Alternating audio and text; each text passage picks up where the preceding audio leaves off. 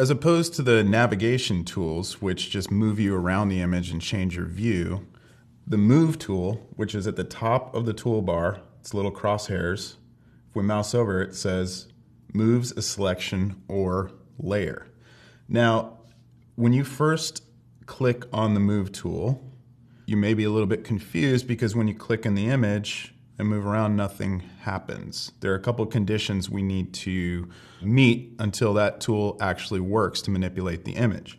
So I just clicked and moved around, and Photoshop is helping me out if I'm a first timer by bringing up this message saying that you can't do anything to this image because the layer that you're on is a background layer. Now that's a special kind of layer. When you open up a file that is just a single layer, 9 times out of 10, it's going to be called background, and you can't do anything to that layer until you change it from a background layer.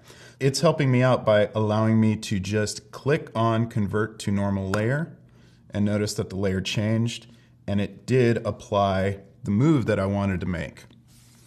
Now we can click on it, and it's moving this layer within the canvas, and we can see the checkerboard pattern, which indicates transparency. There are some additional options within the Move tool that we should take a look at because they can be really helpful. So with the Move tool active, I can also hit V. There's this toggle here called Auto Select. So I can turn that on or off. And if I have multiple layers, and I'm just making these really quickly, just filling some boxes with white, just so I have some additional elements to demonstrate this with. If I have the Move tool active by hitting V, I can auto-select these layers simply by clicking on them. Notice in my layers palette how it's detecting the layer that I'm clicking on and activating that layer. This can be really helpful moving around the image really quickly and changing the position of a lot of elements without having to manually go in here and choose the layer. So you can click on here to automatically show the transform controls. So if you got a job to do where you need to change the size and position of a lot of different elements, you can do this really quickly by turning these controls on. You can see how I can change the scale of that and position automatically just by clicking on these different layers. It can be kind of daunting in Photoshop. Every time we click on a tool, there are like 50 modifiers that we can choose, and lots of times there's no description, maybe an icon that we don't recognize, we have no idea what they do. So a helpful tip is to always hover over an icon maybe you don't recognize, and Photoshop will throw up what's called a tooltip. That'll give you a really brief description of what it is. But still, these are all grayed out, so how do we access them? There's always some detail that we have to learn in order to activate different tools that do very specific things. So in this case, these are the alignment tools and distribution tools.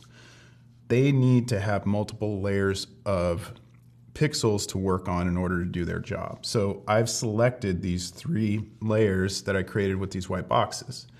And if I hover over the first one, align left edges, it aligns the left side of multiple layers.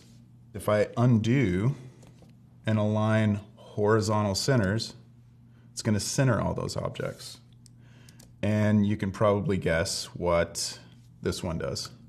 Aligns them all to the right.